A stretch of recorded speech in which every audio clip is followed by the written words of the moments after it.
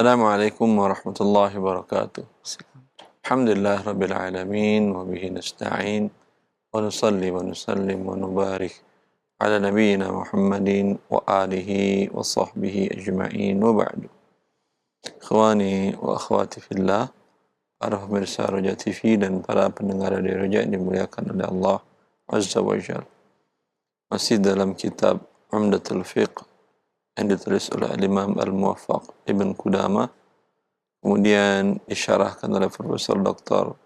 Abdullah bin Abdul Aziz Al-Jibrin dalam pembahasan muamalat, masuk pada bab al-hiwalah wa dhaman.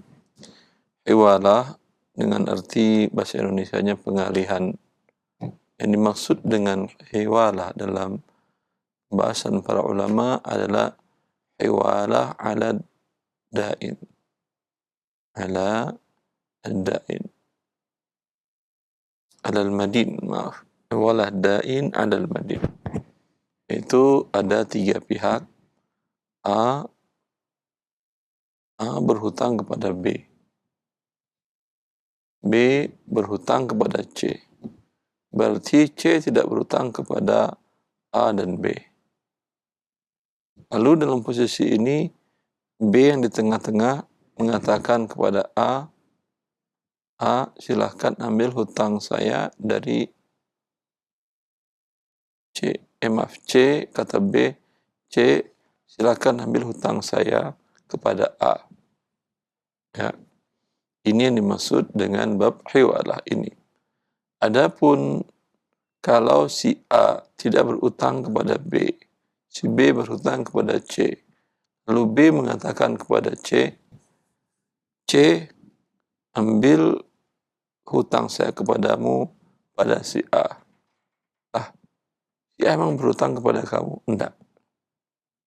Ya, ini tidak dinamakan hiwalah dalam mazhab para ulama, jumhur ulama dalam mazhab Maliki, Syafi'i, dan Hambali. Tapi dinamakan hiwalah mutlaqah dalam mazhab Hanafi. Ya. Dalam mazhab Hanafi dinamakan hiwalah mutlaqah. Dalam mazhab Maliki, Syafi'i, dan Hambali, mereka menamakan akadnya adalah dhaman. Ya. Yaitu mengalihkan hutang kepada orang yang siap menjamin. Ya. Maka tidak ada masalah dengan nama akad, yang penting konsekuensinya. Konsekuensinya si si A yang tidak berhutang kepada B, yang dia membayarkan hutang B kepada C, dia tidak boleh meminta fee kepada B. Dalam mazhab Hanafi pun tidak demikian. Kenapa? Karena bila dia minta berarti ada pertambahan atas pembayaran hutang. Dia kan nalangin hutangnya si B, si A nalangin hutangnya si B. Berarti B berhutang kepada A. Bila kemudian A meminta fee kepada B, maka ini namanya fee atas pinjaman, dan itu adalah riba. Kalau menurut seluruh para ulama selain Hanafi, ya, juga tidak boleh mengambil fee karena ini akadnya dhaman, kafalah. Akad garantor sebagai penjamin. Penjamin tidak boleh meminta fee kepada yang dijaminnya. Kenapa? Karena si yang pihak yang berpiutang bisa meminta kepada si penjamin, bisa minta kepada yang berhutang. Bila dia minta kepada si penjamin, ya, penjamin nanti akan menagihkan kepada pihak yang berhutang, si B tadi. Ya. Bila dia menagihkan dan dia meminta fee, maka ini fee atas pinjaman. Dan hukumnya adalah haram. Ya. Namun sayang fatwa DSN nomor 58, mereka menghalalkan ini, mengambil fee-nya. Ambil fee al-ujrah halal hiwalah. Saya tidak tahu dari mana mereka mendapatkan dalilnya. Jumhur para ulama mengatakan demikian. Hanafiyah mensyaratkan antara dua hutang itu harus sama. Hutang B ke C 10 juta.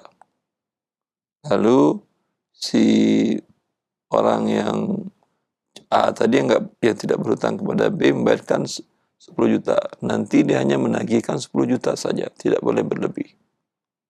Dalam mazhab jumhur ulama, mereka mengatakan itu kafalah, dan kafalah ada hujrah, hukumnya haram, adalah riba. Namun lagi-lagi fatwa Dewan Syariah Nasional membolehkan mengambil ujrah atau fi dalam akad kafalah. Padahal tidak satupun para ulama, Profesor Dr. Abdurrahman Al-Atram, beliau sebagai Ketua Dewan Syariah Bank Ar-Rajihi, beliau mengatakan, saya tidak menemukan seorang pun dalam mazhab fikih para ulama, ya, dalam mazhab fikih yang 4 atau fikih yang lain yang menghalalkan fi atau ujrah atas akad kafalah, karena itu murni riba. Allahu a'lam. Sedangkan yang kita bahas di sini bukan itu. Yang kita bahas di sini adalah yang pertama tadi, A berhutang kepada B, B berhutang kepada C. C tidak ada hutang kepada dua orang ini. Lalu si si B pihak tengah-tengah yang memiliki piutang dan memiliki hutang, mengalihkan hutangnya pada C kepada si A yang berhutang kepada si B. Ini akan kita bahas. Baik, Syekh. Bismillah. Qala al-mu'allif rahimahullahu ta'ala babul hiwala wal dhaman.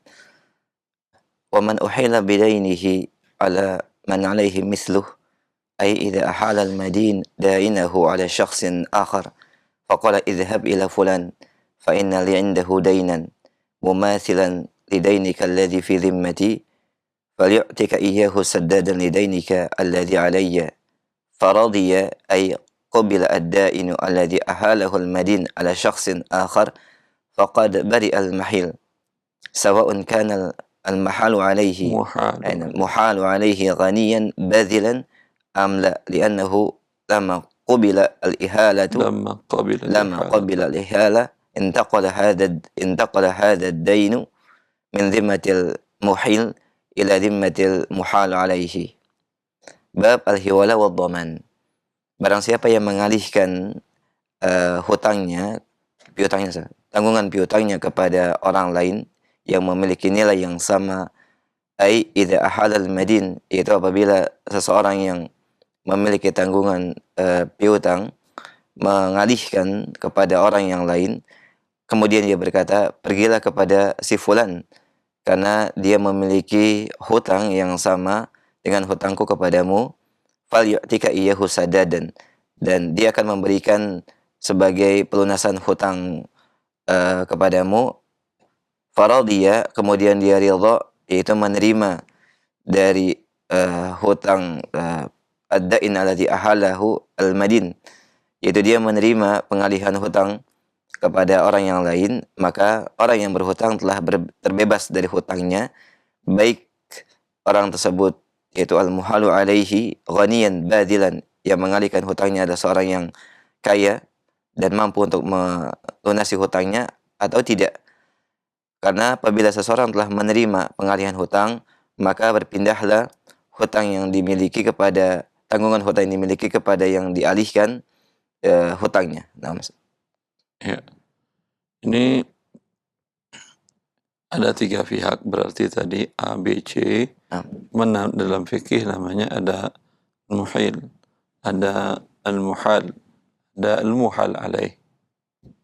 Al-muhil, dia memiliki piutang, memiliki hutang.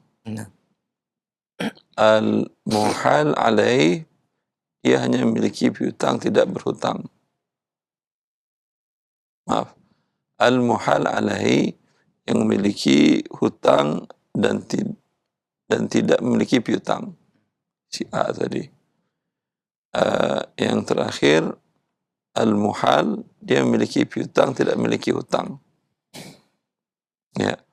Maka yang memiliki piutang dan hutang mengalihkan hutangnya kepada yang piutangnya kepada pihak ketiga tadi. Ya.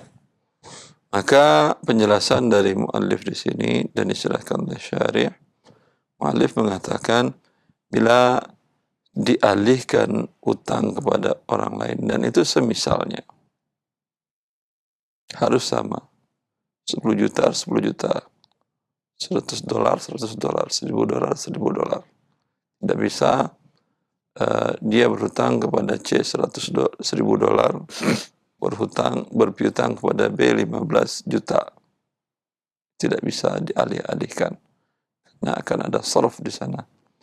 Penukaran mata uang. Terjadi bukan hiwalah, berarti terjadi penukaran mata uang. Maka pihak yang dialihkan, yang memiliki piutang dan tidak memiliki hutang, ya, ridho dengan kondisi itu. Si B tadi namanya Burhan, dia mengatakan kepada Chandra, Chandra, ambil hutang saya dari Ahmad. Dia berhutang ke saya 10 juta, saya kan berhutang kamu 10 juta. Ya, ambil ke dia hutang saya 10 juta itu. Dan si Chandra ridho. Ya. Maka bila dia ridho, status si Burhan lepas, tidak punya hutang lagi dia. Ya. Walau ternyata si Ahmad tadi tidak mampu bayar. Masalahnya dia ridho. Ya. Ya, tapi nanti ini menurut muallif, tapi yang dikuatkan oleh penulis sebutkan seperti itu. Lanjut. Wa man uhila ala mali ay ghanin ghairi mumatilin lazimahu an yuhtala liqauli Rasulillah sallallahu alaihi wasallam idza utbi ahadukum idza utbi ahadukum ala mali falyatba' rawahul Bukhari wa Muslim. Berkata al-muallif rahimahullahu taala, ya barang siapa yang dialihkan tanggungan piutangnya kepada seseorang yang mampu, maka ia harus menerimanya. Sebagaimana sabda Rasulullah sallallahu alaihi wasallam, jika piutang salah seorang dari kalian dialihkan kepada orang yang kaya, hendaklah ia menerima. Ghaniyin ghairi mumatil, yaitu orang yang kaya dan tidak melambatkan pembayaran hutangnya, maka dia wajib untuk menerimanya sesuai dengan sabda Rasulullah SAW tersebut. Wa dhahaba jumhur ahli ilmi ila anna qabul al-ihala ala mali'i mustahabbah wa laysat wajibatun, wa qalu innal amra fil hadits as-sabiqi lil istihbab wa hadha huwa al-aqrab. Dan jumhur ulama berpandangan bahwa penerimaan ihala atas orang yang kaya maka hukumnya sunnah, tidak menjadi sebuah kewajiban. Dan mereka juga berkata, sesungguhnya yaitu perintah di dalam hadis sebelumnya merupakan menunjukkan hukum yang istihbab, itu sunnah, dan ini yang lebih dekat atau lebih benar. Wa hadha kulluhu fima yata'allaqu bil hiwala allati hiya ihalatud daini min shakhsin ila akhar. Amma al-hiwala allati tata'allaqu bi tahwilil mali min baladin ila baladin akhar fa yumkinu ijmalul ahkam al-muta'alliqa biha fil masail thalath al-atiyati. Dan ini semuanya yaitu yang berkaitan dengan pemindah alihan, berkaitan dengan hiwalah, yaitu hiwalah hutang kepada seseorang yang lain. Adapun pengalihan yang berkaitan dengan pemindahan harta dari satu negara kepada negara yang lain, maka secara ijmal atau secara umum terkait dengan hukumnya yang berkaitan dengan perkara ini disimpulkan dalam permasalahan yang berikut ini. Ya. Rasulullah SAW mengatakan, "Idza utbi ahadukum ala mani'in falyatsba'." bila kalian memiliki piutang, lalu pihak yang berhutang mengalihkan hutangnya kepada pihak lain. Kata Rasulullah SAW, hendaklah dia menerimanya. Artinya dia berurusan lagi dengan pihak ketiga yang juga berhutang kepada pihak yang mengalihkan tadi. Apakah ini hukumnya wajib atau sunnah? Yang terkuat dari pendapat ini para ahli ilmu, mereka mengatakan sunnah. Ya, mengatakan adalah sunnah, bukan al-amrul wujub. Ya, karena pada dasarnya yang berhutang adalah si A. Ketika A mengalihkan kepada si C, hutangnya kepada B, B mungkin gak nyaman dengan si C tadi, walaupun ya orangnya adalah kaya atau mampu. Ya, untuk datang ke rumah C aja butuh harus ada appointment di WA dahulu, di share, di screening dahulu, masuk pakai detektor, ya, menyebabkan dia nggak nyaman. Tulis dulu surat proposal pengajuan, dia nggak nyaman. Maka kewajibannya adalah pada pihak yang berhutang. Ya, karena itu ini menjadi disunnahkan, bukan hukumnya menunjukkan wajib. Baik. Kemudian kata hiwalah, itu hiwalah dalam makna fikih ya. Kemudian kata hiwalah belakangan maknanya meluas. Bahkan dijadikan produk di dalam lembaga keuangan dan dinamakan dengan produk itu. Tapi produknya tidak 100% namanya hiwalah. Ya. Dinamakan hiwalah masrafiyah atau transfer antar bank. Ya. Transfer antar bank. Adapun hiwalah yang tadi, yang secara fikih tadi, itu bisa dijelaskan kasusnya dalam bentuk cek.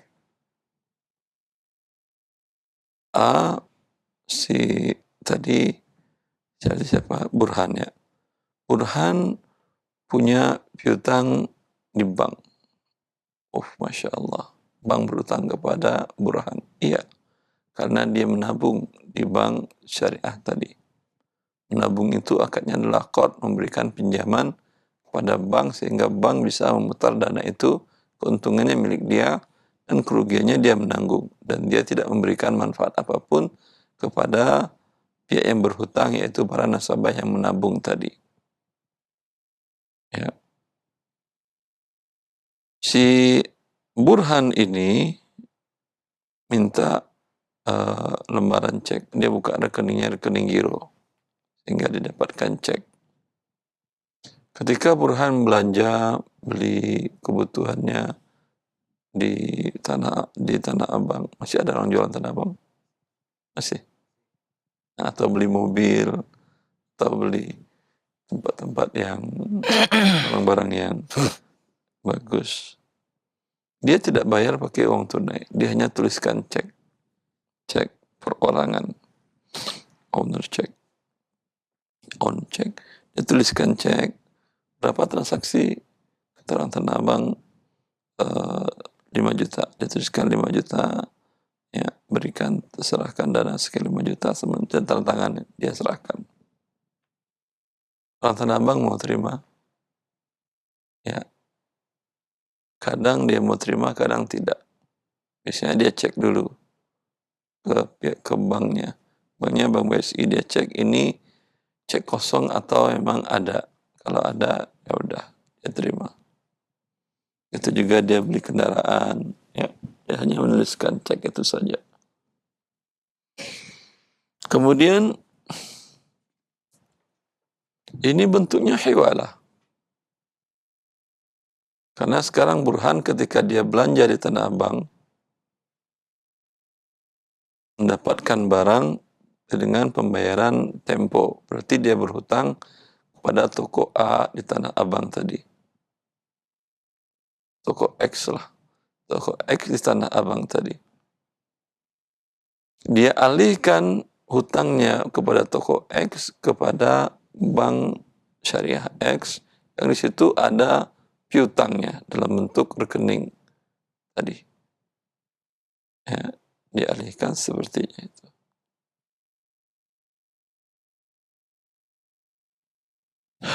Ya, ini bisa dinamakan dengan hiwalah.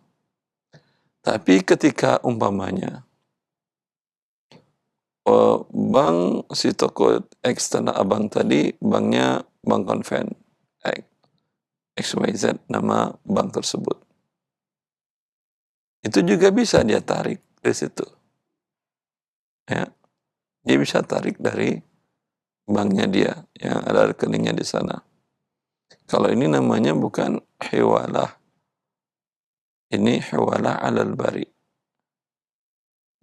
Ya, bank XYZ tadi membayarkan berarti dia meminjamkan uang, nanti dia tagihkan ke bank syariah yang rekening si Burhan di situ. Bisa difahami? Ya. Boleh asal tidak ada penambahan biaya. Bila ada penambahan biaya, dia termasuk riba.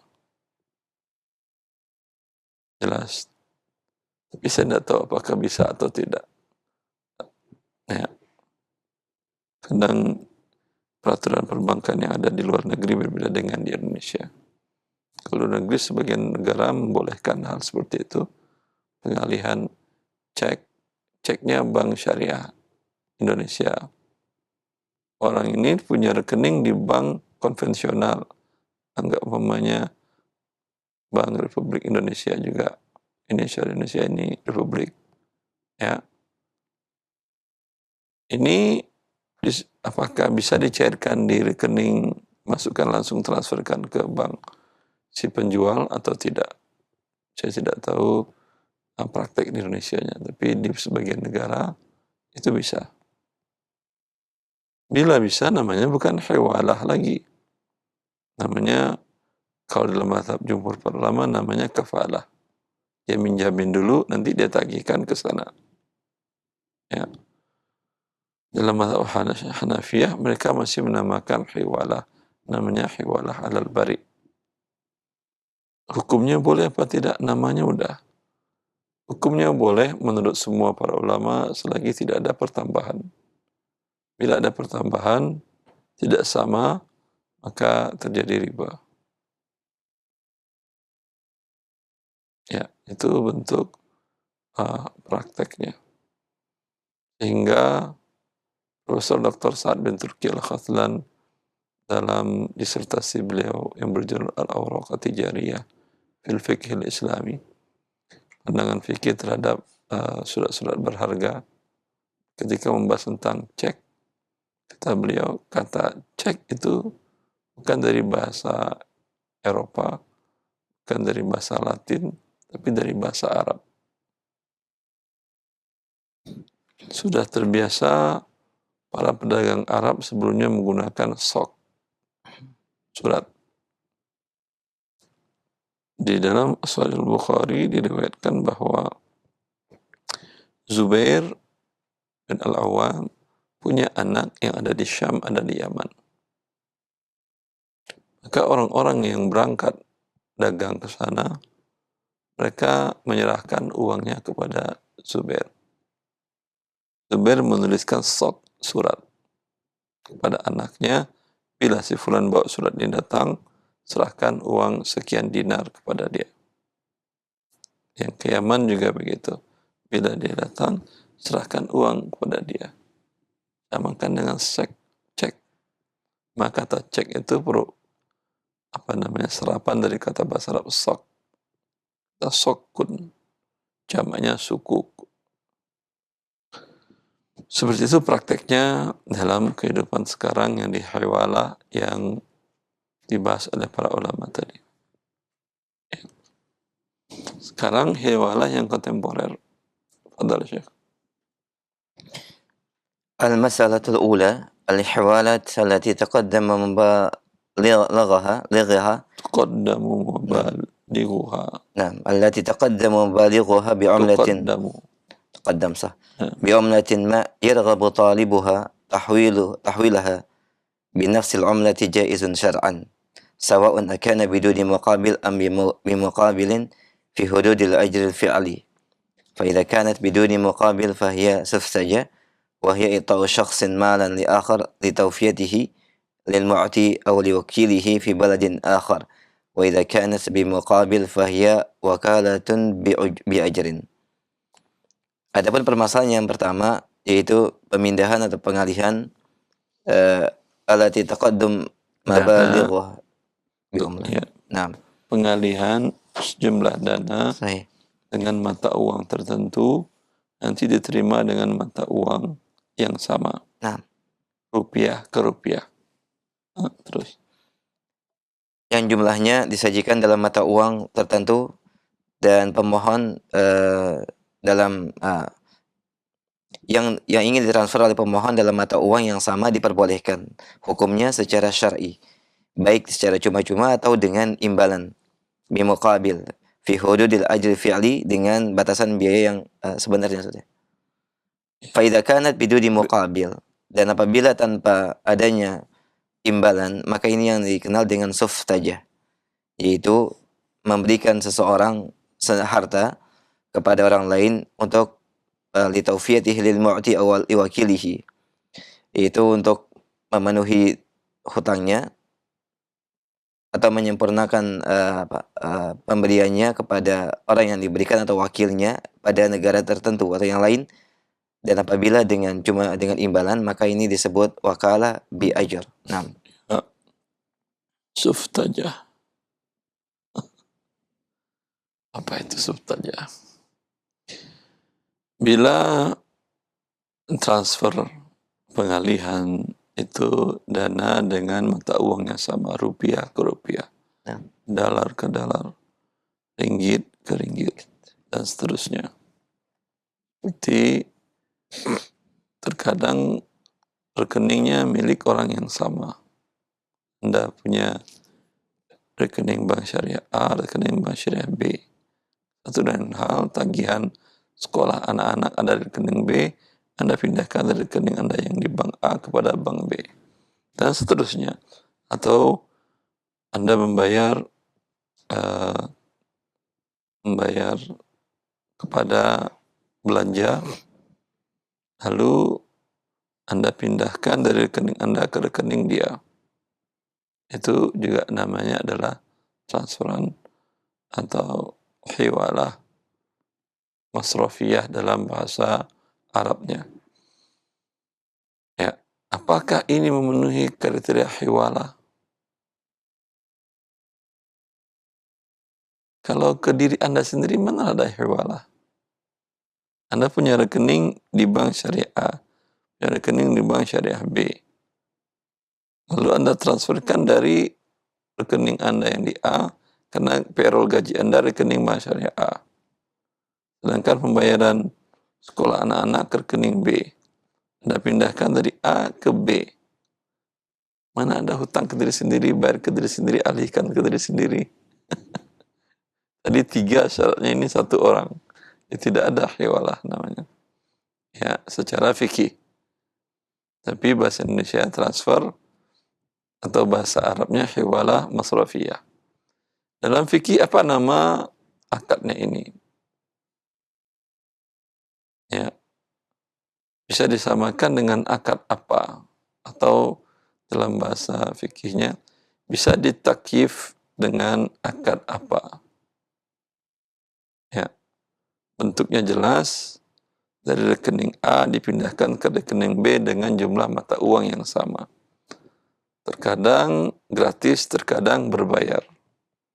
Kalau di sebagian negara seperti Saudi Arabia, gratis ke semua bank, ke semua rekening.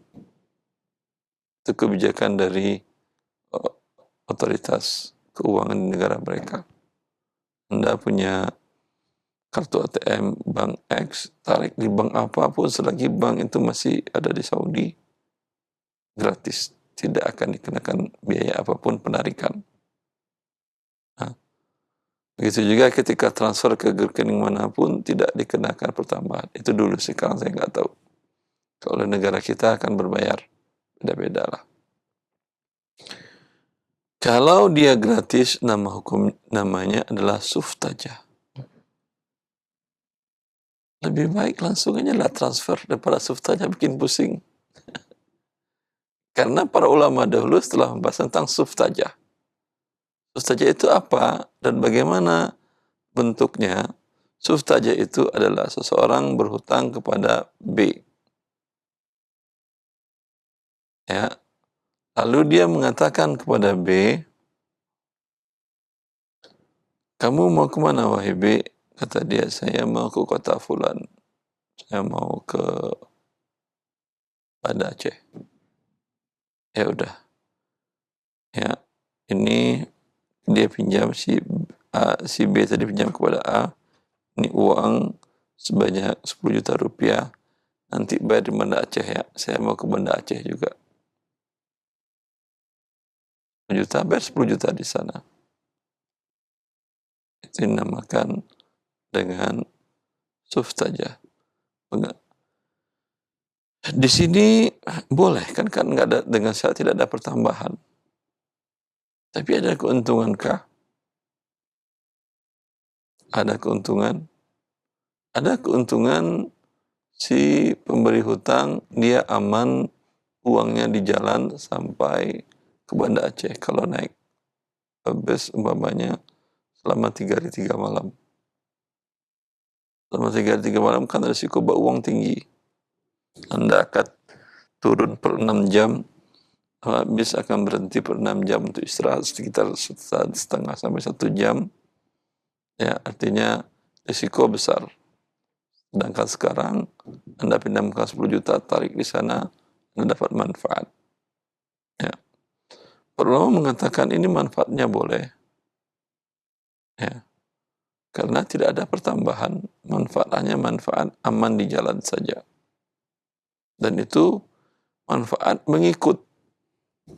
Apa yang dimaksud dengan manfaat mengikut? Seperti Anda nabung di bank, menyerahkan uang Anda ke pihak bank. Nanti Anda tarik. Kebanyakan orang yang menabung tujuan awalnya untuk safety. Coba uang 30 juta taruh di rumah. Aman? Kalau punya istri nggak aman dari suami. Kalau uang suami nggak aman dari istri. Nah, atau nggak aman dari anak-anak. Hanya 3 pihak ini yang berani. Kalau pihak ketiga orang luar ada kemungkinan kecil. Tapi yang 3 ini merasa nyaman bila ada uang di rumah itu. Ya, makanya dia letakkan, atau tidak aman dari dirinya sendiri. Karena jumlahnya banyak. Ya. Maka manfaat aman ini itu tujuannya. Apakah ini menjadi setiap menabung hukumnya haram? Para ulama mengatakan ini manfaat yang pasti ada dalam akad qard. Dinamakan dengan manfaat yang mengikut. Dia pasti ada. Dari zaman sekarang, zaman dahulu pun Anda berikan pinjaman kepada orang, di antara tujuannya adalah safety. Ya, seperti yang pada suftajah tadi. Maka hukumnya halal dengan tidak ada pertambahan. Kalau transfer dengan ada biaya 6.500, ya, dan seterusnya lah. Ya, atau bahkan ada yang 20.000 kan RTGS. Ini ada biaya. Kalau ini akadnya apa? Ya, terkadang bank tersebut memang berhutang kepada Anda. Terkadang tidak berhutang kepada Anda. Artinya rekening Anda tidak ada di situ. Berarti dia kan nggak berhutang ke Anda kan ya? Ya. Maka ini namanya wakalah bil ujrah. Anda mewakilkan kepada dia untuk menyerahkan dana Anda kepada rekening si fulan. Dalam bentuk kesehariannya, A bilang kepada B, kamu mana Banda Aceh? Tolong serahkan ke orang tua saya 10 juta ya. Boleh, tapi kan siang 2 kali, kan di perjalanan 3 kali makan siang. 3 kali makan siang saya tolong bayarkan ya sebagai fee-nya. Boleh, tidak ada masalah. Ya. Bukan akad pinjam meminjam ini akad wakalah. Mewakilkan menerima uang dan diserahkan nanti di sana. Bukan akad qard. Ya. Kalau akad qard boleh apa tidak? Juga boleh, nggak ada masalah. Anda pemberi pinjaman, Anda memberikan pertambahan. Boleh apa tidak? Boleh. Yang tidak boleh itu penerima pinjaman yang memberikan pertambahan. Ya. Kalau umpamanya si yang orang yang Anda titipkan uang tadi, dia mengatakan, boleh nggak saya pakai uang ini sampai di sana, saya beli barang dulu di Jakarta 10 juta, nanti saya jual di Banda Aceh, ya, nanti laku nggak laku, pokoknya uang saya serahkan ke ibumu 10 juta, tapi ini saya pinjam dulu, ya, sehingga nanti dijual sana untung dia mungkin dapat 30 juta dari uang 10 juta Anda tadi.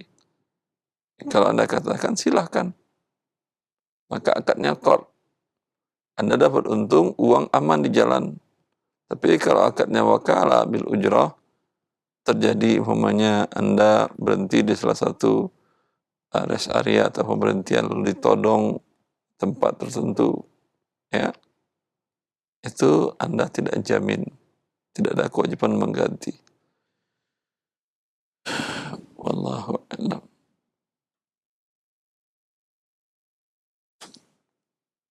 Masya Allah. نعم أستاذ.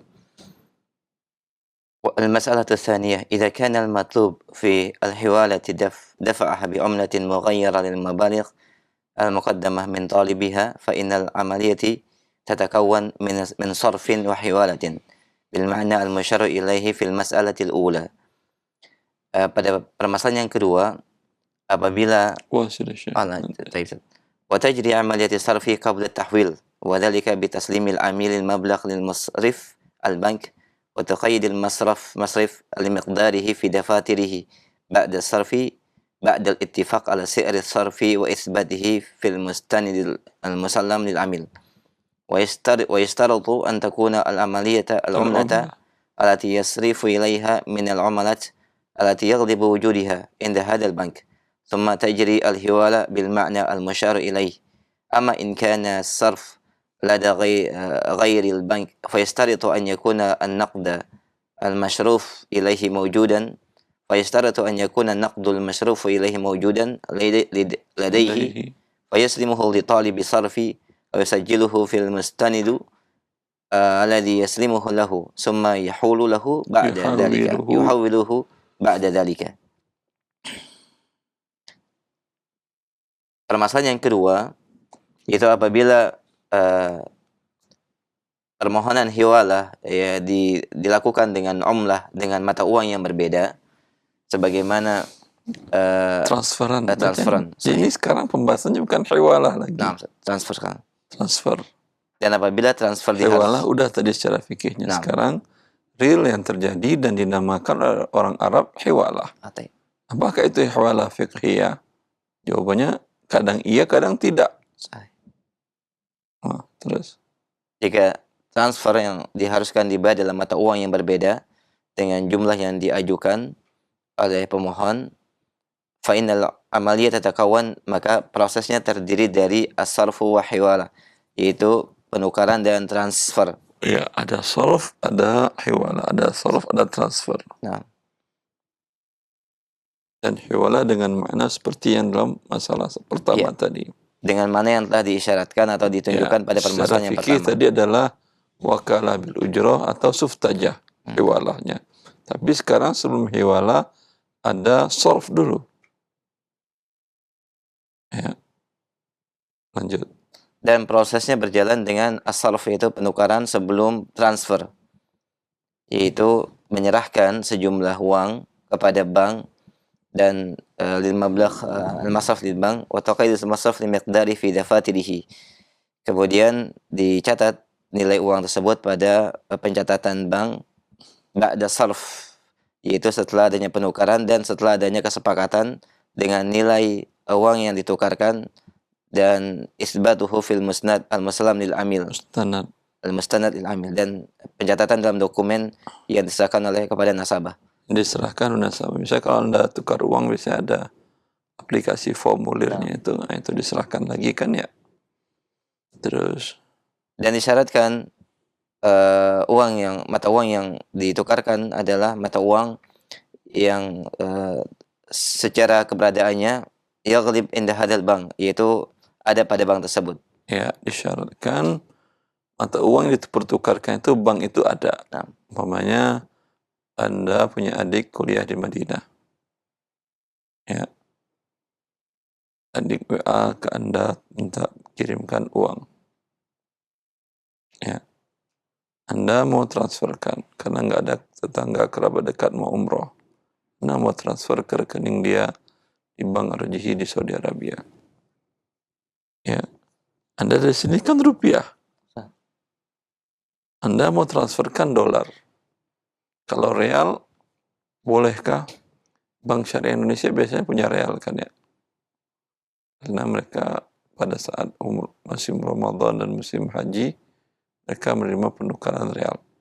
Kalau dia real, Anda lihat aja kurs mana yang lebih bagus, real atau dolar. Kalau lebih bagus dolar, Anda kirimkan dolar. Ya. Nanti adik Anda di sana terima dolar. Kalau Anda kirimkan real, dia terima di sana real. Syaratnya bank harus ada uang itu. Kalau umpamanya adik Anda kuliah di Filipina, uangnya apa? Peso. Ada bank Syariah Indonesia punya peso. Persediaan di banknya. Wallahu a'lam. Kemungkinan kecil adanya. Ya. Ya. Itu tidak dibenarkan. Lanjut. nah, dan disyaratkan mata uang yang ditukarkan adalah mata uang yang tersedia di bank tersebut, kemudian berjalan proses transfer dengan makna yang telah disebutkan. Yang di atas tadi yang pertama yaitu suftajah atau dia wakalah bil ujrah. Ya, dia bank nggak mungkin gratisan, berarti wakalah bil ujrah dia. Suftajah kan kalau gratisan tadi. Terus Dan apabila proses penukaran ada pada bank yang lain, maka disyaratkan an yakuna bukan pada bank, lada ghairil bank. Apabila penukaran bukan pada bank, maka disyaratkan ya, apabila penukaran bukan pada lembaga keuangan seperti bank, maka disyaratkan an-naqdul masruf ilaihi mawjudan ladaihi, yaitu mata uang yang ditukarkan ada pada lembaga keuangan tersebut. Bukan lembaga keuangan lagi, pada si fulan, pada X tersebut. Bukan selain lembaga bank ya saudara? Iya, selain bank. Selain bank, apa yang ada? Syaksan atau muasasah. Seorang ada Western Union, bukan bank kan ya? Nah, Western Union dia terima transferan juga. Intinya bukan lembaga keuangan resmi. Saya tidak tahu. Sepertinya dia bukan bank. Tidak terima dana untuk disimpan. Bank itu terima dana untuk disimpan dan menyerahkan dana untuk dipakai oleh pihak pembutuh dana. Kalau dia hanya memang khusus transfer saja. فيسلمه لطالب الصرف أو يسجله له في المستند الذي يسلمه له. Kemudian diberikan kepada pemohon yang menukarkan dan mencatatnya pada catatan dokumen dan diserahkan, kemudian ditransfer setelah itu. Ya. Sekarang bentuk kedua beda dengan pertama. Pertama tadi mata uang yang sama, yang satu rupiah dengan rupiah, dolar dan seterusnya. Nah. Sekarang kasusnya tadi Anda punya adik di Madinah atau di negara lain, di Al-Azhar, umumnya di Mesir, atau seperti tadi di Filipina, ya, dan lain-lain lah. Kalau Anda ingin mengirimkan uang kepada mereka, Anda di sini punya rupiah. Ya, kalau Anda ingin mengirimkan dolar, Anda serahkan di bank syariah tadi dengan bank yang akan Anda kirimkan ke mereka. Umpamanya Anda menggunakan bank BSI. Anda kirimkan dolar. Mereka mau terima enggak? Anda tahu. Kalau di sebagian negara mereka tidak mau terima, harus rupiah. Ya. Kalau Anda kirimkan dolar, diambil adik ke sana Anda dolar, ada biaya fee, itu masuk dalam yang pertama tadi. Apa namanya? Wakalah bil ujrah. Nah, Ya. Ini uang dolar 1.000, tolong serahkan ke rekening adik saya yang dia berada di Bank Rajhi di Saudi Arabia. Ya. Ada fee, ada sekian. Ini namanya wakalah bil ujrah. Seperti itu. Tapi kalau sebagian negara tidak mau menerima mata uang lain kecuali mata uang setempat, Anda cobalah. Saya mau kirim dolar ke sana, Anda kasih dolar. Kalau Anda kasih dolar, dia kurskan ke rupiah lagi. Nanti kemudian dikurskannya ke dolar lagi. nah, 2 kali tukar. Ya, sehingga Anda kerugiannya lebih banyak daripada kalau Anda menyerahkan rupiah. Karena aturan di sebagian negara mengharuskan mata uang setempat. Mata uang Indonesia rupiah, Anda menyerahkan rupiah. Anda kirim sebanyak $1.000 15 juta. Atau 16 juta lah Mama sekalian. Dengan biaya potong biaya pengirim dan seterusnya. $1.000 sekian akan diterima adik Anda. Itu pihak bank apa yang diserahkan kepada Anda? Bank ngasih dolar 1.000? tidak. Enggak. Dia hanya mencatat pertama penukaran. Kira dia katakan ini 15 juta, 16 juta sama dengan $1.010 ya umpamanya. $1.010. Setuju? Setuju. Ini udah kami tandatanganin, udah. Dan ada biaya sewa, ada fee sebanyak umpamanya $10. 150.000 umpamanya. Udah selesai. Ya, potong dari rekening atau dari ini Anda uang tunai. Anda katakan ini uang tunai 16 juta. Ya. Bolehkah ini kan tidak terjadi tukar-menukar dolar ke rupiah. Nah, Ustaz. Hanya formulir saja. Hah? Kemudian nanti adik Anda terima di sana apa? Rupiah apa dolar? Dolar. Dolar. Tadi kan dikirim sini Rupiah. rupiah. Saya. Di sana terima dolar? Iya terima dolar. Tunai ini prosesnya? Tidak. Tidak. Ada jeda. Kalau tidak tunai, proses penukaran, ya ada jeda lah. Anda kirim hari ini, adik Anda bisa tarik dolar sekarang, mungkin butuh waktu 2 hari, 3 hari. Nah, saya. Kalau terbang. Hah? Kalau hari libur Anda kirim namanya Jumat di Saudi, Jumat, Sabtu libur kan ya. Nah, Ya, dia bisa tarik hari Ahad. 2 hari jeda. Sedangkan kesepakatan para ulama dan kaum muslimin berdasarkan hadis Nabi, yadan biyadin. saya. Ini dolar, ini rupiah. Rupiah. Ini 2 hari. Halalkah atau tidak? Para ulama mengatakan kalau bank itu punya uang, mata uang yang akan dikirimkan, dolar umumnya bank syariah, bank konven, bank apapun di Indonesia punya. Ya. Itu pencatatan ya, serah terimanya, qabadnya bukan qabad hakiki, qabad hukmi. Baik. Berarti sudah terjadi qabad? Ya sudah terjadi. Sini rupiah 15 juta, Saya.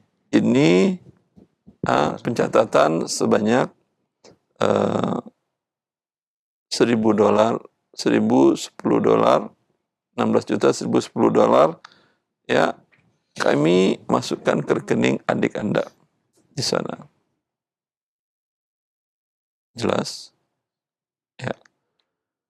Kemudian syarih mengatakan, kalau lembaga itu tidak punya uang itu, ya, maka kalau bukan lembaga bank, kalau bukan perbankan, Kadang ini bisnis menarik bagi orang-orang yang bekerja di luar negeri,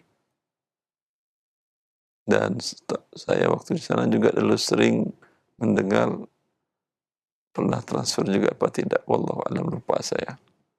Kalau nggak salah dari dulu saya juga sudah mengatakan itu haram. Ya, itu bentuknya warga negara Indonesia yang bekerja di sana sambil mereka datang ke toko-toko warung Indonesia. Mereka minta transferkan. Mereka serahkan umpamanya 1.000 real. Kurs berapa sekarang? 4.000 umpamanya, 4 juta.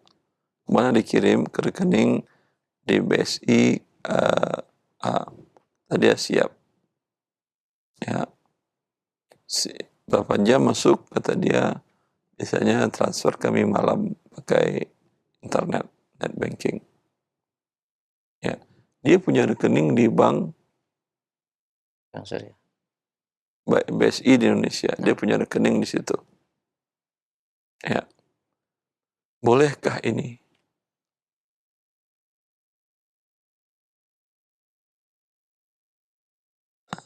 Jadi dulu saya mengatakan tidak boleh karena tidak tunai. Lah, apa bedanya sama bank? Bank ada uangnya dan itu lembaran tadi, formulir tadi, atau apa namanya? Formulir tadi buktinya kuat. Bank ada rupiah, ada segala macam. Bank Rajihi atau bank apa di Saudi Arabia itu. Ya. Adapun Anda, ya, belum tentu ada rupiah sejumlah itu. Ya. Paling Anda masukin dulu ini, Anda kirim ke pihak lain dan seterusnya. Maka Syekh mensyaratkan kalau pribadi atau non bank, serahkan rupiah dulu di depan dia. 2 kali jeda, ya 2 kali jeda, tapi itu yang halal. Pokoknya 1.000 real jadi 4 juta. Kata dia, ini 4 juta. Dah. Ya. Saya mau dikirimin. Iya, baru setelah itu kamu kirim, kasih lagi ke saya. Oh gitu. Ya udah, ini 4 juta tolong kirimkan. Fee-nya, mereka kenapa lebih suka ke perorangan tadi? Karena tidak harus pergi ke tempat bank, tidak ngantri, kemudian kursnya pun lebih bagus, dan kemudian biaya transfernya lebih kecil. Kalau di bank udahlah ngantri dan pun terbatas waktunya, jam kerja. Kalau warung mana jam kerjanya? Kadang hadiahnya SMS atau telepon aja, tolong kirim kalau udah kenal, tolong kirim ke keluarga saya rekening dulu yang ada pada kamu, ya, di BSI itu, tolong kirim untuk keluarga saya 1 juta ya, besok saya kasih uangnya. Ya, sekarang keluarga saya minta uang butuh untuk sekolah anak dan lain-lain. Ya, ini kan tidak tunai. Nukarannya tidak tunai. Ya, jadi solusinya tadi, serahkan uang ke dia, kemudian baru diberikan lagi kepadanya, nih, sekarang ini 4 juta, tolong kirimkan berapa pembayarannya, umpamanya biasanya di bank 15 real, sama dia umpamanya 10 real.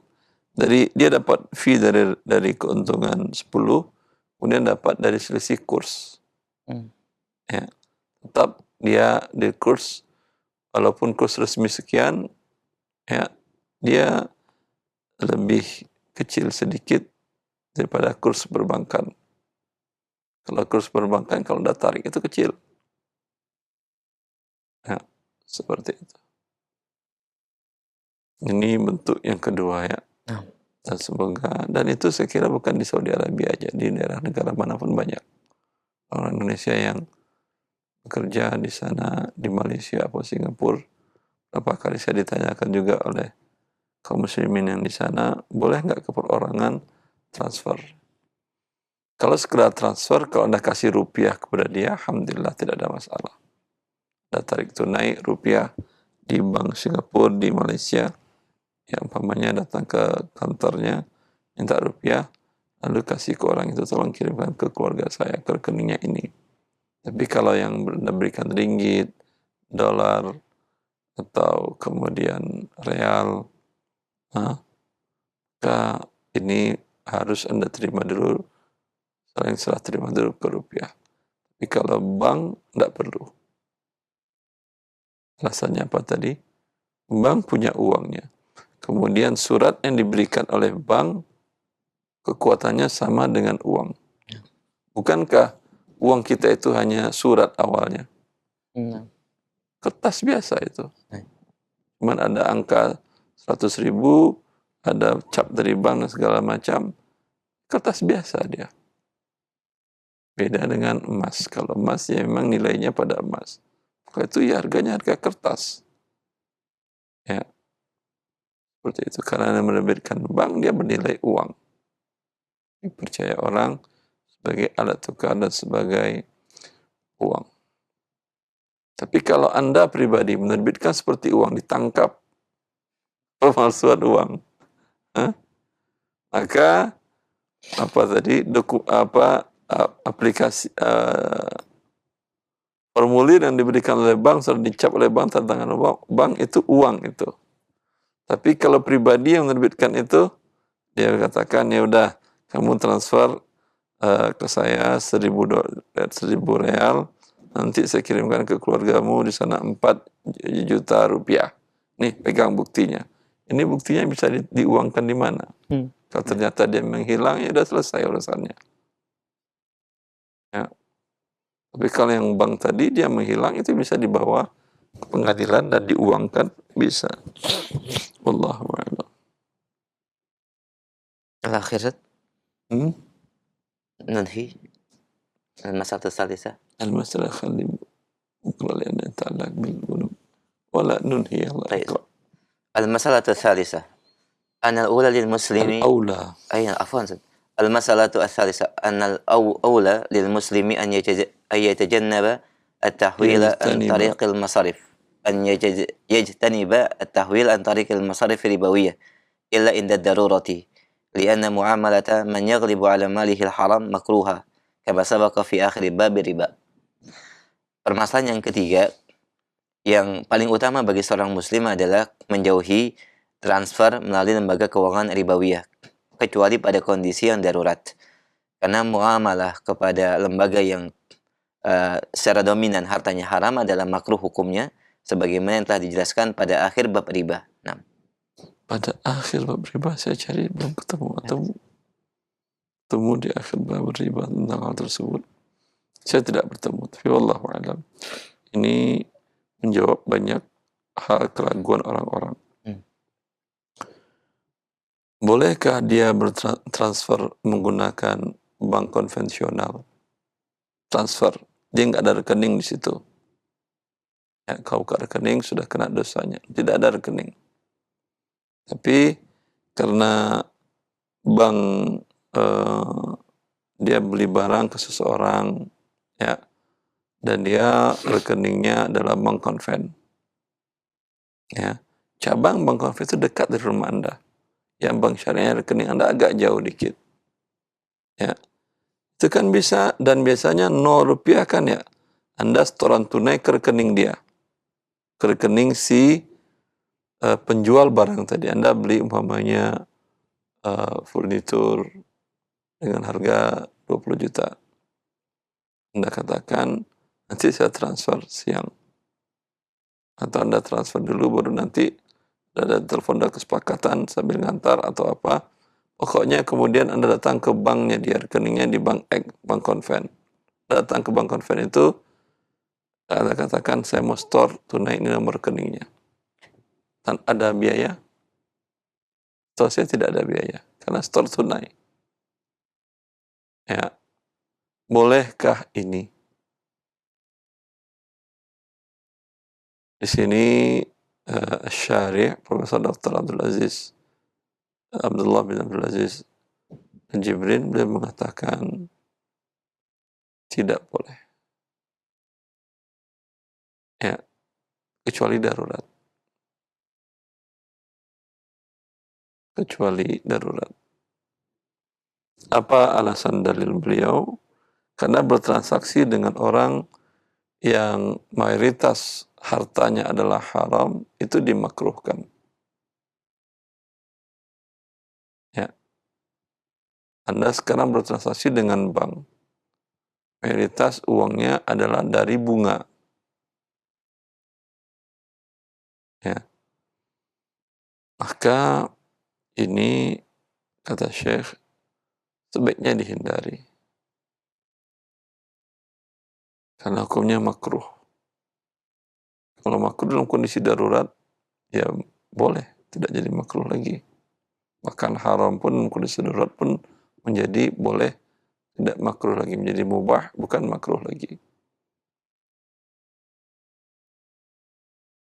Ya. Perkataan para ulama banyak dari seluruh mazhab tentang Anda bertransaksi dengan orang yang mayoritas uangnya adalah penghasilan yang haram. Memang ada khilaf di sana. Sebagian mengatakan mutlak boleh, sebagian mengatakan tidak boleh, dan tidak boleh mengatakan makruh atau haram. Ya, makruh atau haram. Yang mengatakan boleh, Rasulullah bertransaksi dengan Yahudi. Dan Allah mengatakan Yahudi itu banyak berbuat riba. Ya, Yahudi banyak berbuat riba. Tapi kan Yahudi secara umum, bukan Yahudi X. Ya, itu alasan para ulama itu tadi. Kalaulah Yahudi X itu Rasulullah SAW tahu dia sebagai rentenir, apakah Rasulullah pernah diriwayatkan mau bertransaksi dengan mereka? Tidak ada riwayat tentang hal tersebut. Ya. Maka kondisinya, bila dalam kondisi nyaman, dalam kondisi sama-sama bank konven dekat, bank syariah dekat, walau transfer, ya, pakailah yang bank syariah. Nah, Tapi kondisinya beda, bank syariah harus ke kecamatan, bank konven ada di desa Anda. Ya, ini masuk dalam kaidah di bawah darurat namanya hajiyat. Semoga Allah maafkan dan sifat makruhnya menjadi hilang. Allahu a'lam. ini perkataan mu'alifnya Ustaz, yang di akhir bab riba.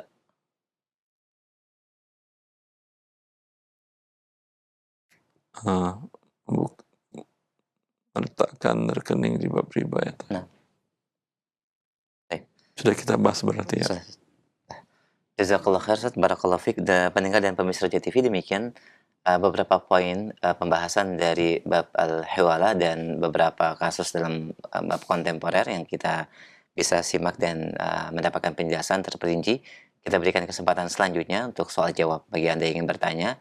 Silakan di line telepon. Baik, kita terima via telepon terlebih dahulu. Silakan. Baik, halo. Waalaikumsalam warahmatullahi. Dengan siapa akhi di mana? Halo. Halo, Assalamualaikum. Waalaikumsalam warahmatullahi. Dengan siapa di mana? Dengan Pak Edi di Jakarta. Baik, Pak Edi, silakan pertanyaannya. Ustaz, Assalamualaikum warahmatullahi wabarakatuh, Ustaz. Assalamualaikum. Ustaz, Anda mau tanya, Ustaz, tentang pinjaman. Sekarang ini kan pemerintah lagi menggalakkan pinjaman kur kepada masyarakat. Itu pinjaman modal gitu.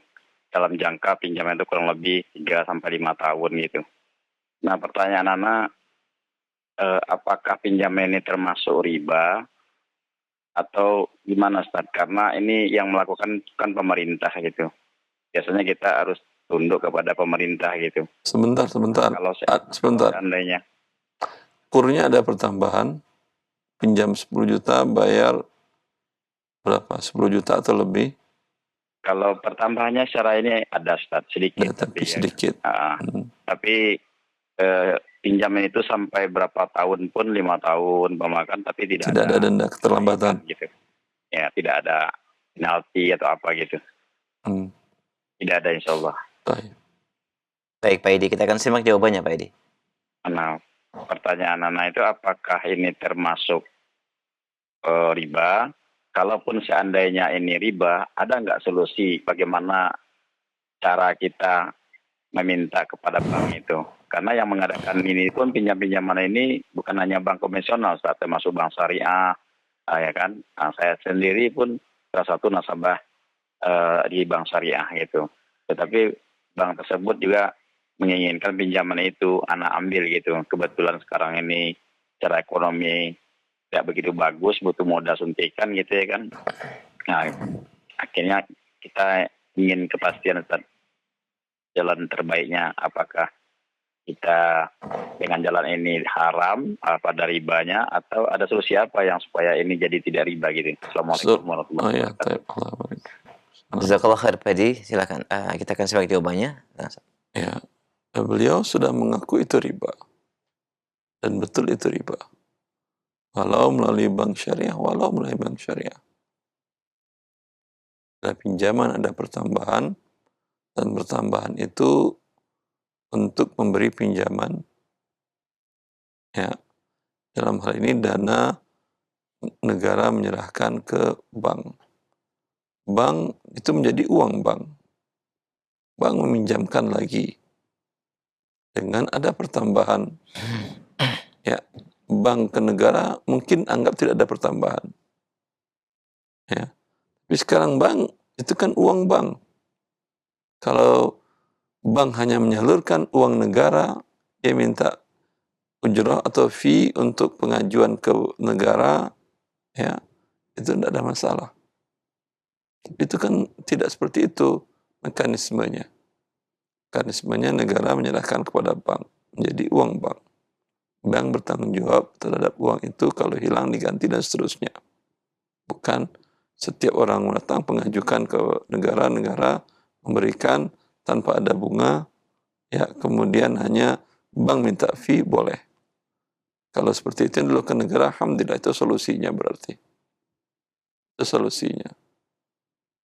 Tapi bila ada pertambahan, dan pertambahan itu untuk memberikan pinjaman, yaitu bank, ya, namanya riba. Oh, kalau ujrah, fee, tetap haram. Karena Rasulullah melarang menggabungkan la yahillu salafun wa bai'un. Nah, Tidak halal menggabungkan akad pinjaman dengan akad ijarah, sewa menyewa dan jual beli. Jual beli barang, jual beli jasa. Ya. Maka itu solusinya. Ya, ada pun tadi yang beliau mengatakan, kan itu negara. Kan kita taat, wajib taat kepada negara.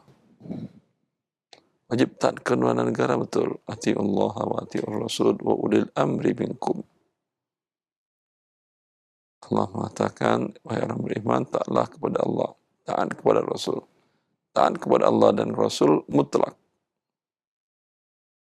Wa ulil amri, sekadapun ulil amri, Allah tidak menyebutkan wa ati'u ulil amri, tidak. Wa ulil amri. Kalau kata Allah mengatakan wa ati'u ulil amri, mutlak juga. Ketika tidak ada kata ati'u, tapi mengikut kepada Allah dan Rasulnya, berarti maknanya selagi ulil amri mengikuti Allah dan Rasulnya. Dan dalam hadis Rasulullah jelas nasnya, mantuknya, la ta'ata li makhluqin fi maksiatil khaliq. Tidak ada ketaatan kepada makhluk dalam rangka memaksiati Allah Azza wa Jalla. Ya. Kalau kaidah tadi kita universalkan, bahwasanya kita wajib taat kepada pemerintah dalam kondisi apapun juga. Pemerintah menghalalkan riba, menjadi halal. Menghalalkan perselingkuhan atau perzinahan, selagi mereka tidak tidak dalam kondisi dipaksa. Ya. Dan bahkan buat lokalisasi dahulu pernah ada. dan mengeluarkan izin. Apakah zina menjadi halal? Pemerintah membolehkan peredaran minuman beralkohol. Ya, kalau bahasa kitanya khamar. Apakah khamar menjadi halal? Ya. Dan seterusnya. Pemerintah menghidupkan beberapa kearifan lokal, terkadang kebudayaan lokal, kearifan lokal, event-event lokal itu mengandung unsur kesyirikan. Ya, mengandung unsur kesyirikan. Apakah berarti kita wajib mentaati walil amr, kesyirikan menjadi halal? Jawabannya tidak. Saya kira dapat dipahami pertanyaan beliau tadi. Jazakallah khair atas jawaban dan penjelasannya. Demikian Pak Edi, dan semoga menjadi pencerahan juga bagi yang lain. Semoga bermanfaat dari jawaban Ustaz. Barakallahu fi. Kami lanjutkan untuk penanya berikutnya yang kedua, silahkan. Baik, kita sapa kembali. Halo. Silakan, sudah masuk. Assalamualaikum. Waalaikumsalam warahmatullahi wabarakatuh. Dengan siapa di mana? Dengan Amri di Cibinong. Baik, Pak Amri, silakan pertanyaannya. Assalamualaikum Pak Ustadz. Mau menanyakan, kami ini usaha suplai bahan makanan.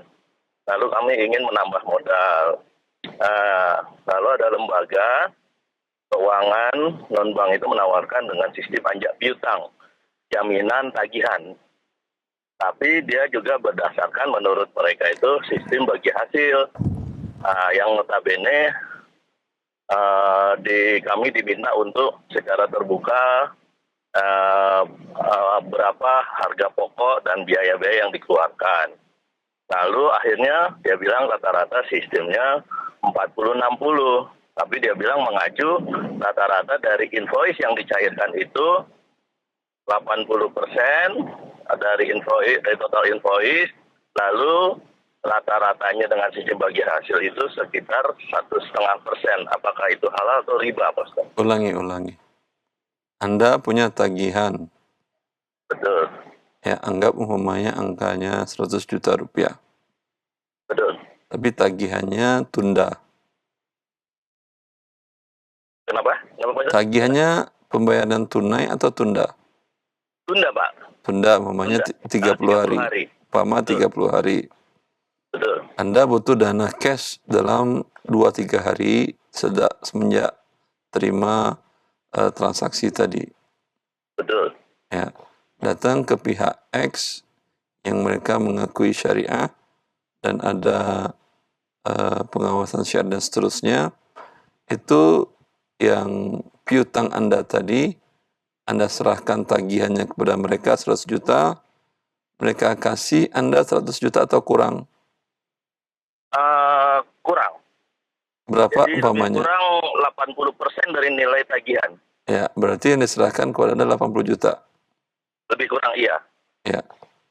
Kemudian nanti dia akan pada waktunya ketika setelah 27 hari berlalu, dia dapat 100 juta. Bukan 100 juta Pak Ustadz. Jadi dia menghitung ada keuntungan, bahwa kan keuntungan itu rata-rata kami 20% Pak Ustadz. Dari harga pokok ada keuntungan itu 20%. Jadi dia akan menarik dananya itu, karena kan ATM-nya diserahkan ke anjak piutang itu, ke lembaga itu lebih kurang 80 juta plus rata-rata di ekuivalen, menurut mereka ekuivalen itu 2%.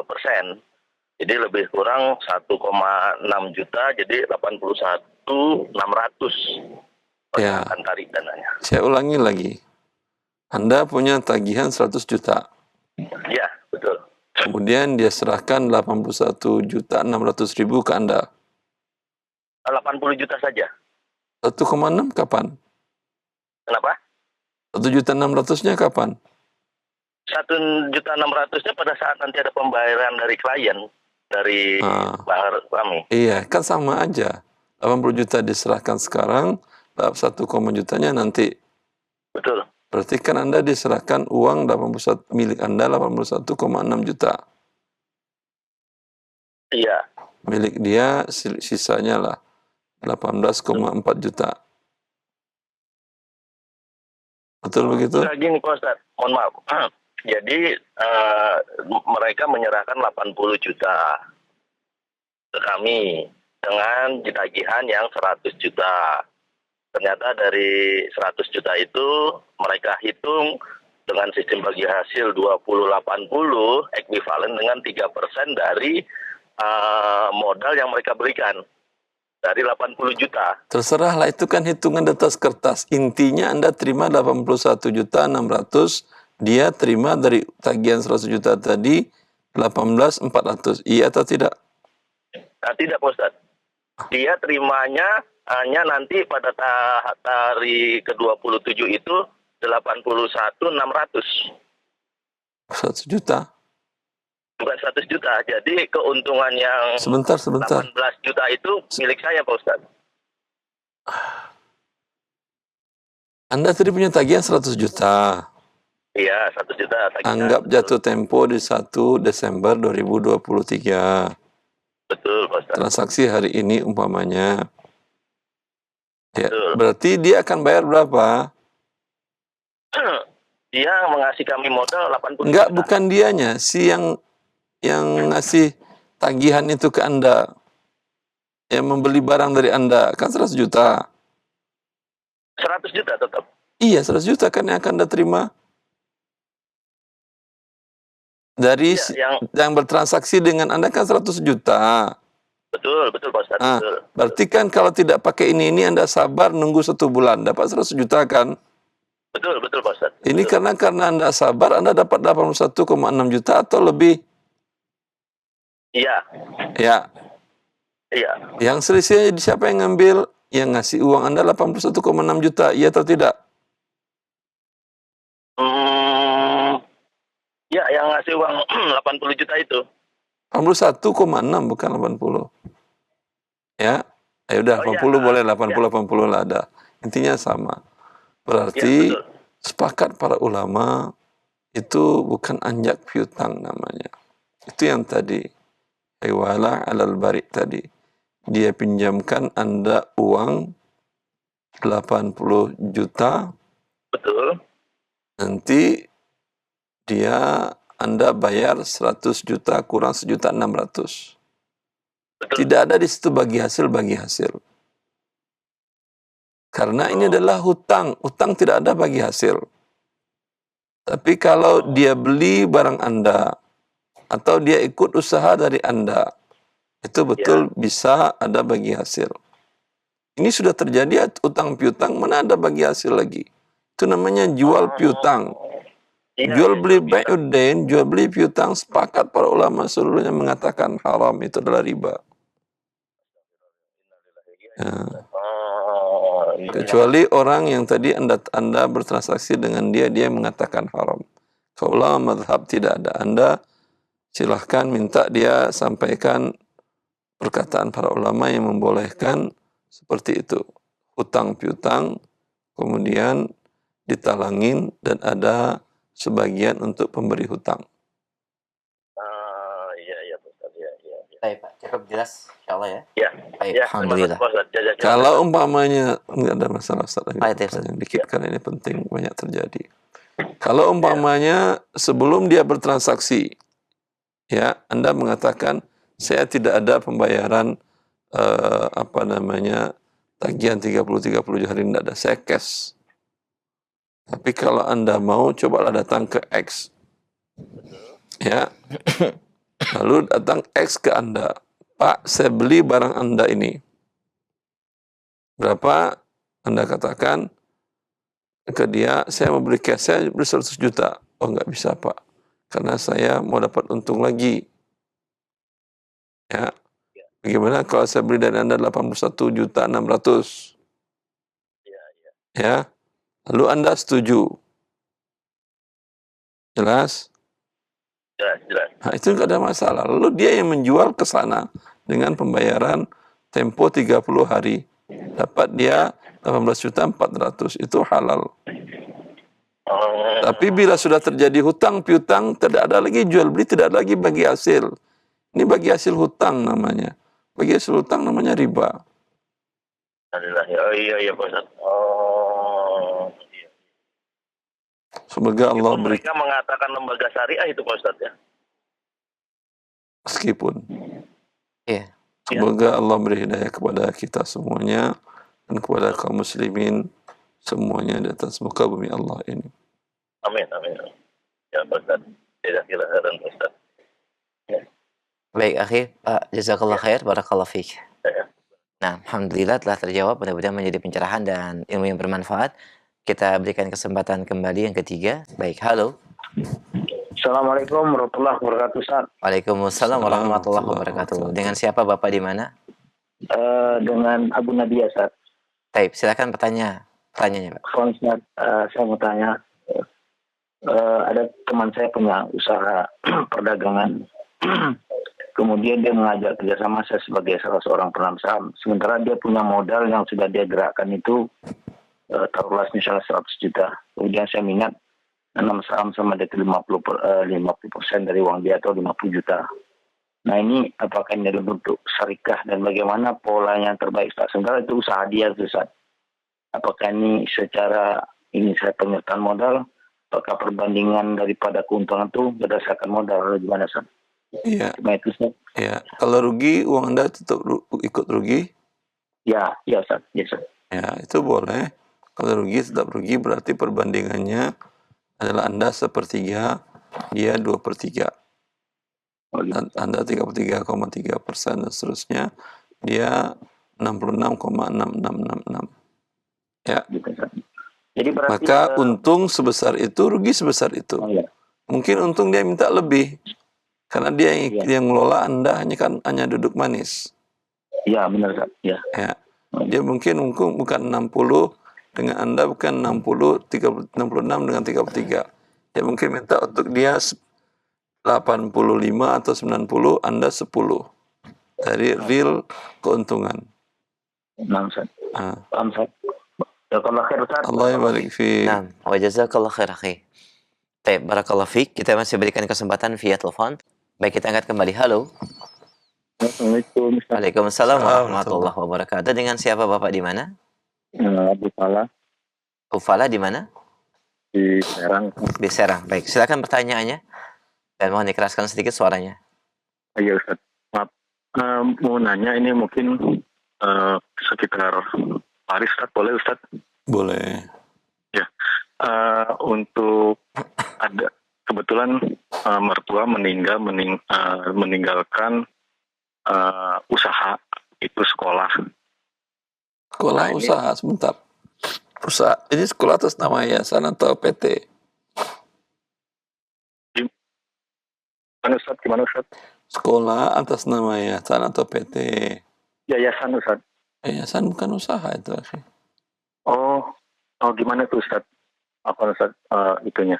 Ya, yayasan milik masyarakat banyak. Sehingga dia terima wakaf, terima hibah, terima hadiah, terima zakat juga. Beda dengan individu. Individu tidak boleh. Dan pembina bukan pemilik. Mereka dalam strukturnya nggak boleh digaji kan. Oh, Tapi yang sekolahnya boleh menerima gaji pihak kepala sekolah, pihak yang bekerja di sekolah. Kalau di yayasannya tidak boleh. Pembina, ketua yayasan, sekretaris, bendahara yang tercatat di yayasan sebagai pengelola yayasan, dia tidak boleh digaji. Tapi kalau dia turun seperti tadi, ya bekerja, itu boleh dapatkan gaji dari pekerjaannya. jadi kalau di struktur yayasan itu tidak boleh menerima gaji ya, Ustaz? Tertera di situ. Coba baca di akta pendirian yayasan, tertera di situ bahwa semua pengelola yayasan, pengurus yayasan tidak mendapatkan gaji. Gaji sebagai posisinya. Oh, berarti itu walaupun awalnya itu kita bangun milik keluarga lah istilahnya, pada saat orang tua meninggal itu tadi berpikirnya kita itu Bentar, ini kesalahan keluarganya antum. Kalau milik keluarga, akadnya atas nama yayasan menjadi harta yayasan dia. Kecuali bentuknya disewakan ke yayasan-yayasan menyewa ke keluarga Anda. Paham? Ya, Ustaz. Kalau itu tidak ada masalah. Berarti yang ditinggalkan kepada Anda adalah bangunan tapi bukan yayasan. Oh, ya. Bisa dipahami? Tapi kalau keluarga Anda menyerahkan hartanya ke yayasan, berarti menjadi harta yayasan. Karena harta yayasan ketika yayasan bubar, ya, itu tidak bisa dimiliki oleh pengurus. Iya. Ya. Makanya baca baik-baik akta pendirian yayasan. Di sana ada tentang pengelolaan harta yayasan beryayasan, bagaimana ketika bubar apa yang harus dilakukan. Itu semuanya menunjukkan tidak milik perorangan. Bila perorangan menyertakan dananya ke sana, uangnya atau hartanya ke sana, dan menjadi milik yayasan, statusnya milik yayasan, bukan milik pribadi lagi. Tapi kalau umpamanya ada yayasan, tapi yayasan tidak mampu membangun sekolah, membangun gedung, yayasan hanya profesionalnya saja, ya, dia minta pihak keluarga untuk membangun dan dia sewa, itu tidak ada masalah. Ya, Ustaz. Nah, ini yang kalau sudah terlanjur, mungkin awalnya mah sifatnya kayak mungkin bisnis lah gitu kan, tapi menggunakan yayasan. Berarti itu tidak bisa, kalau sudah diserahkan atas nama yayasan, berarti itu punya yayasan, berarti istilahnya itu sudah tidak bisa lagi untuk dibagi waris atau dibagi lagi gitu, Ustaz. Tidak bisa, akhi. Kecuali Anda mengkhianati apa yang sudah dilakukan oleh keluarga Anda yang telah berlalu tadi.